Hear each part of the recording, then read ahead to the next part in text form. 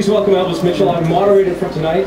And now welcome to the stage, Edgar Wright, Cera, Kendrick, and Jason Schwartzman.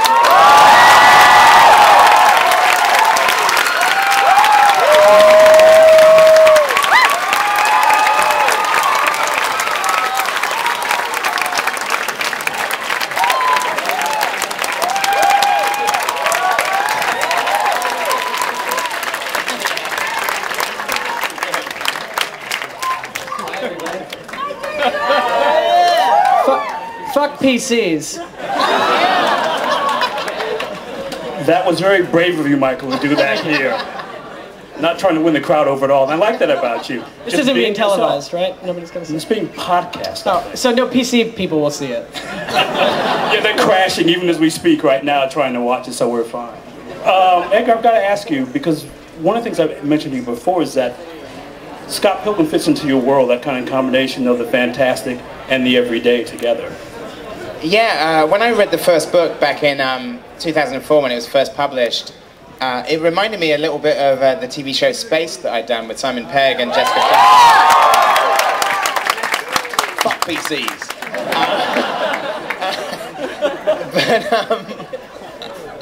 But they won't be able to watch it, it'll be on iTunes, it'll be fine. Yeah, so it reminded me a bit of Space, and it was something that, and Brian Lee O'Malley had never seen Space until I first talked to him and I sent him the DVD. But what I really liked and wanted to return to after Shaun of the Dead and Hot Fuzz was the idea of, you know, everyday characters and everyday situations and the sort of mundane becoming the insane. And, you know, Space was a show where there were lots of dream sequences and flashbacks, but this film felt like, and the books felt like the dream sequence that never ends. So I was really attracted to that, of like a chance to do something. Because Shaun of the Dead and Hot Fuzz, as crazy as they are, take place in the real world, and this is kind of more of a daydream. Michael, did you know the comics before they came to you? Or? Yeah, I had read the first two. Those were, I think, the only ones that were released when I met it. They're very, very Canadian. They're very Canadian and very funny. Anyone here who hasn't read them should really go buy them and read them. They're great. But in terms of doing that, though, did you see that you could play Scott Pilgrim? Because physically, you could be that guy in a lot of ways. Physically, yeah. Physically, I thought, oh, that's like me. It's kind of a fit guy, a young fit guy. That's how I think of myself.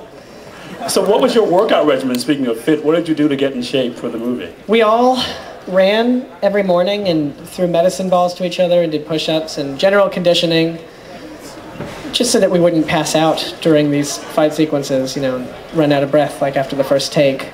And can we get quiet on the floor? Quiet on the floor, please. Yeah.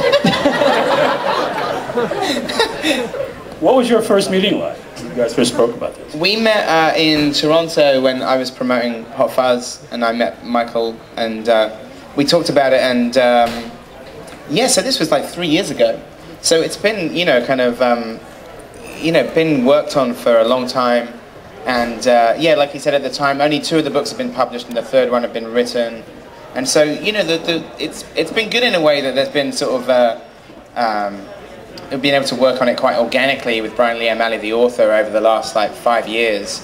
The kind of the film and the books have kind of been developed in tandem with each other. So that's been great. I mean, you know, and we had access to Brian all the way through, and you know, he contributed to it. I didn't answer your question at all. I'm sorry, I went off on like. I'm used to that. That's okay. But yeah, I think so. We went out on a date in Toronto. We went to see the movie Live Free or Die Hard. It's true. We saw it at the Scotiabank in Toronto, and then you know our elbows touched on the seat on the armrest. Yeah. At one point. We both went to get some junior mints at the same time, and our hands touched, and it was a bit awkward. I knew then that I would know you for several years.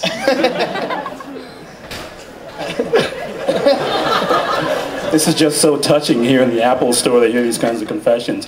Anna, when did you come to this whole process? The first time I met Edgar actually was the morning. It was like the earliest meeting I'd ever had. It was like at like 6:30 in the morning because I was getting on a plane to shoot the first Twilight film. So it was like before. Fuck BC. Fuck Harry Potter. Oh my God. Nice! Guys! I'm not with them, just so you know. Harry Potter is an acronym for HP. Please like me it's all again. the same thing. Sorry. Like oddly, I feel like I was like one of the first people cast after Michael and Mary. Is that true? Is that actually Yeah, no, I'd seen Anna in Rocket Science, and we met in... It's in 2008? 2008. Yeah. And yeah. Yeah, and like being one of the first people cast, I kept asking Edgar like who were the. I was really excited to know who else was going to be in it and who was going to be playing the evil exes. And I remember him telling me that he was thinking about having Chris Evans do it, and this like the look on his face was amazing, and he was sort of saying like.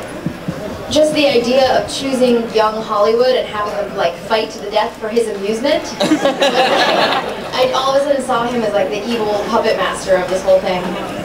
Yeah. Speaking of puppets, Jason, when did you come into this whole thing?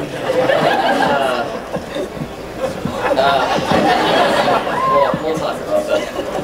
I'll answer the question, then maybe later if I'm around outside, I'll be on Spring Street, I'll talk about the puppet. Be great to play. Yeah, I feel like Stacy is sort of the voice in the back of everybody's head that tells you this is a really messed up decision you're making and you should not do this. But it's the same voice that you know you're not going to listen to. So she kind of calls and says her piece every time he makes a decision.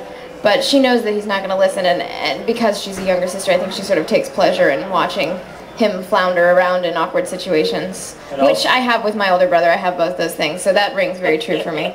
But also she takes pleasure in kind of twisting the knife and kind of reminding him what a jerk he is at all times in front of everybody. Yeah.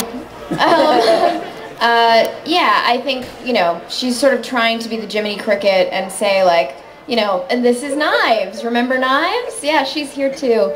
And, you know, to no avail, but, you know, she does take a certain amount of pleasure, but you know, she cares about him too, I guess. It's for his own good. Check.